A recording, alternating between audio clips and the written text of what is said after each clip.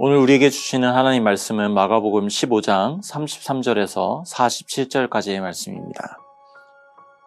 낮 12시가 되었을 때 어둠이 온 땅을 덮어서 오후 3시까지 계속되었다. 3시에 예수께서 큰 소리로 부르짖으셨다. 엘로이 엘로이 레마 사박다니. 그것은 번역하면 나의 하나님 어찌하여 나를 버리셨습니까 하는 뜻이다. 거기 서 있는 사람들 가운데서 몇이 이 말을 듣고서 말하였다. 보시오, 그가 엘리야를 부르고 있소. 어떤 사람이 달려가서 해면을 신 포도주에 푹 적셔서 갈대에 꿰어 그에게 마시게 하며 말하였다. 어디 엘리야가 와서 그를 내려주나 두고 봅시다. 예수께서는 큰 소리를 지르시고서 숨지셨다. 그때 성전 휘장이 위에서 아래까지 두 폭으로 찢어졌다. 예수를 마주보고 서 있는 백부장이 예수께서 이와 같이 숨을 거두시는 것을 보고서 말하였다. 참으로 이분은 하나님의 아들이셨다. 여자들도 멀찍이서 지켜보고 있었는데 그들 가운데는 막달라 출신 마리아도 있고 작은 야고보와 요새의 어머니 마리아도 있고 살로메도 있었다. 이들은 예수가 갈릴리에 계실 때에 예수를 따라다니며 섬기던 여자들이었다. 그 밖에도 예수와 함께 예루살렘에 올라온 여자들이 많이 있었다. 이미 날이 저물었는데 그날은 준비일 곧 안식일 전날이었다. 아리마대 사람인 요셉이 왔다. 그는 명망 있는 의회 의원이고 하나님의 나라를 기다리는 사람인데 이 사람이 대담하게 빌라도에게 가서 예수의 시신을 내어달라고 청하였다. 빌라도는 예수가 벌써 죽었을까 하고 의아하게 생각하여 백부장을 불러서 예수가 죽은 지 오래되었는지를 물어보았다. 빌라도는 백부장에게 알아보고 나서 시신을 요셉에게 내어주었다. 요셉은 삼배를 사가지고 와서 예수의 시신을 내려다가 그 삼배로 싸서 바위를 깎아서 만든 무덤에 그를 모시고 무덤 어귀에 돌을 굴려 막아놓았다. 막달라 마리아와 요새의 어머니 마리아는 어디에 예수의 시신이 안장되는지를 지켜보고 있었다. 아멘. 절정이라는 말이 있죠. 산의 꼭대기라는 의미도 있고 극이나 어떤 소설의 전개에서 갈등이 최고조에 이른 단계를 절정이라고 말합니다. 저는 마가복음의 절정은 바로 오늘 본문이 아닐까 생각합니다. 바로 십자가에 달리신 예수님이 숨을 거두시는 장면이죠. 본문은 어둠으로 시작됩니다. 33절에 낮 12시가 되었을 때 어둠이 온 땅을 덮어서 오후 3시까지 계속되었다. 자, 낮 12시, 가장 환할 대낮에 어둠이 3시간 동안 임합니다. 어둠은 여러분 메시지입니다. 우연히 어둠이 임한 것이 아니라 예견된 일이었습니다. 아모스 8장 9절에 나 주 하나님이 하는 말이다. 그날에는 내가 대낮에 해가 지게 하고 한낮에 땅을 캄캄하게 하겠다고 했습니다.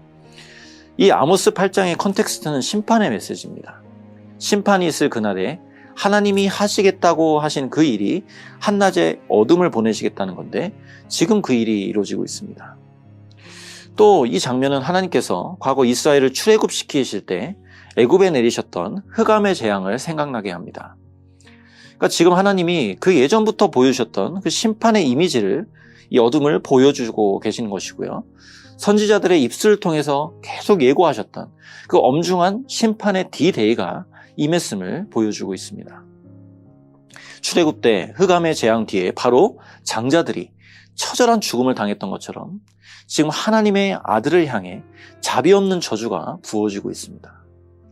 그 저주 속에서 그 아들이 절규하고 있죠. 34절에 엘로이 엘로이 레마 사박다니. 나의 하나님 어찌하여 나를 버리셨습니까? 예수님에게 가장 큰 고통은 하나님과의 교통이 끊어지는 겁니다. 늘 함께 하셨던 하나님, 그분과의 친밀한 교제를 늘 힘입어서 주님은 어두움을 또 모든 어려움을 이겨내셨는데 왜 이 순간만큼은 성부 하나님이 독생자를 철저하게 외면하십니까? 여러분, 엘로이 엘로이 하나님을 불러도 그분은 대답하지 않으세요. 그리고 숨을 거두십니다. 제가 왜 이 장면이 마가복음의 절정이라고 말씀드렸냐면 마가복음의 중요한 주제가 바로 그것이기 때문입니다. 예수님은 고난받는 종으로 오셨다. 바로 이 부분 때문에 수많은 무리와 수많은 제자들이 주님을 외면했습니다. 주님께 욕을 퍼부었다고 했어요. 결국 주님을 떠났습니다. 자, 이런 와중에 마가는 한 인물을 소환하는데 백부장입니다. 39절에 예수를 마주보고 서 있는 백부장이 예수께서 이와 같이 숨을 거두시는 것을 보고서 말하였다. 참으로 이분은 하나님의 아들이셨다. 유대인도 아니고요. 한 이방인의 입에서 놀라운 신앙 고백이 터져 나옵니다. 여러분, 오늘의 포인트는 바로 이 지점입니다. 어떻게 남들이 다 떠나가는 이 십자가를 동일하게 보고 전혀 다른 고백을 할 수 있냐는 거예요. 내 병이 치료되는 것을 보고 찬양하는 것은 누구나 할 수 있습니다. 내 문제가 해결되는 기적을 보고 신앙 고백하는 것은 쉽습니다. 근데 어떻게 십자가의 예수를 보고 이 고백을 할 수 있는가? 단서는 많지 않습니다. 하지만 마가는 심플하고도 분명하게 그 이유를 소개해요. 그가 숨을 거두시는 것을 보고. 여러분, 백부장은 유대인의 처형하는 일을 도맡았던 사람입니다. 우리에게 십자가는 상상만 해도 끔찍하지만 백부장에게는 십자가가 늘 일상이에요. 예수님을 처형하는 과정을 도맡으면서도 그 인생의 예수님은 여전히 아무 의미가 없던 존재였습니다. 그런데 십자가를 감당하는 그 예수님의 모습을 계속 지켜보는데 주님은 자신의 억울함을 토로하지 않아요. 그 어떤 책임도 다른 누군가에게 돌리지 않습니다. 마지막 절규하시며 숨을 거두시는 그 순간까지 주님은 하나님께 자신을 순전히 다 내어드립니다. 이 모습들을 보면서 백부장은 자신도 모르게 눈이 열린 것이죠. 그리고 고백합니다. 이분은 참으로 하나님의 아들이다. 위험 발언입니다. 신의 아들은 황제에게만 사용하던 단어였고 로마의 봉급으로 먹고 사는 이 사람으로서는 이건 생명을 건 고백이에요. 여러분, 다른 복음서에 비해 마가복음 부활 사건이나 그 이후의 일을 자세히 소개하지 않습니다. 십자가 예수님을 소개한 뒤에 이방인과 여인들 이야기 조금 하고서는 갑자기 이야기가 뚝 끊어져 버립니다. 여러분, 이것은 마가복음을 기록한 마가의 기록 동기와 목적을 생각하면 이해할 수 있습니다. 이 편지의 주 대상은 로마 교회로 알려져 있습니다. 당시 로마 교회 성도들은 네로 황제의 엄청난 박해와 핍박 중에 있었습니다. 이 편지를 읽고 있는 성도 가운데서는 그 핍박을 피하기 위해 생존의 길을 택한 성도도 많았을 겁니다. 그런 성도들에게 이 백부장은 불편한 존재예요. 오히려 주님과 늘 함께하고 그분의 말씀을 들었지만 주님을 다 떠나버린 제자들의 모습 속에서 자신의 모습을 발견했을 겁니다. 그리고 십자가에 못 박히신 이 예수님 앞에 고개를 들 수 없었을 거예요. 그렇습니다. 우리가 십자가 앞에 서면 절망을 경험합니다. 십자가에 못 박히신 주님을 믿는다는 것은 그 주님의 죽음과 나의 죄가 연결되어 있다는 것을 고백하는 건 아닙니까? 주님이 나 때문에 죽으셨구나.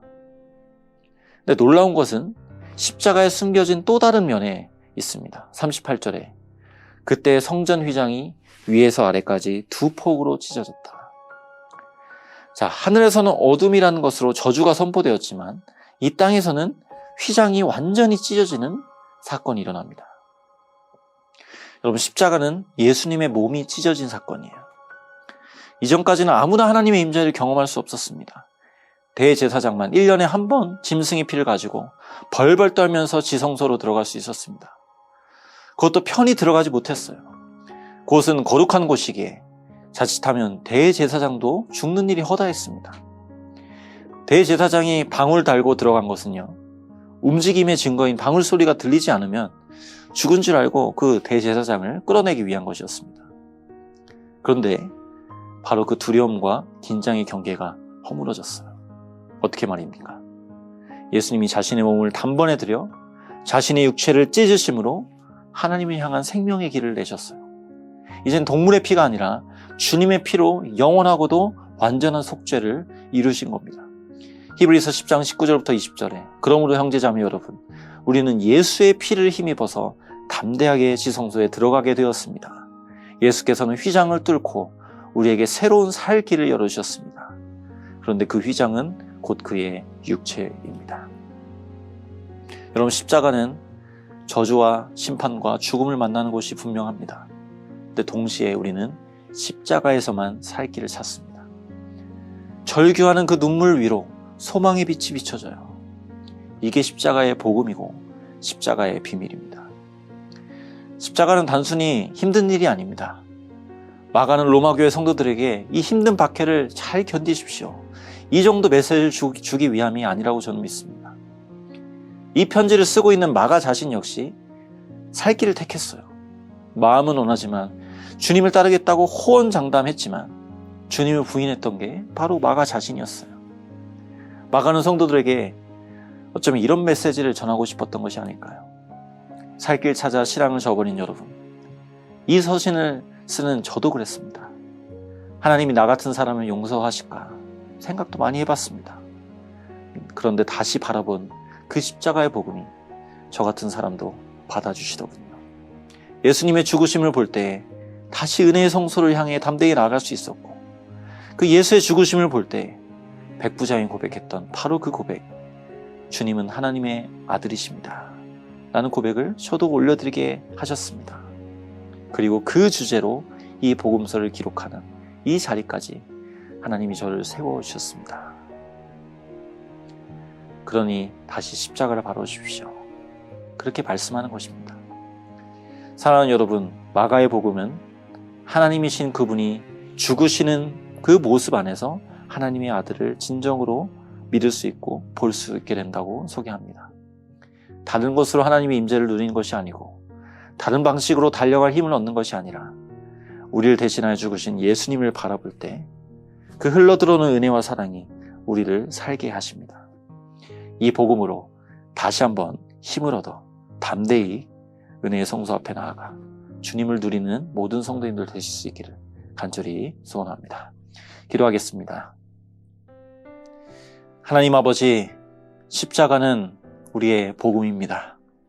십자가의 도가 멸망하는 자들에게는 미련한 것이지만 우리에게는 구원을 가져다주는 놀라운 능력임을 하나님 고백합니다. 하나님, 십자가에서 죽으신 예수님을 계속하여 바라볼 때 주님이 정말 하나님의 아들이십니다 라고 고백하는 이 신앙의 고백이 우리의 삶 가운데, 우리의 마음 가운데 늘 넘쳐날 수 있도록 주님 도와 주시옵소서. 감사드리며 예수님의 이름으로 기도합니다. 아멘.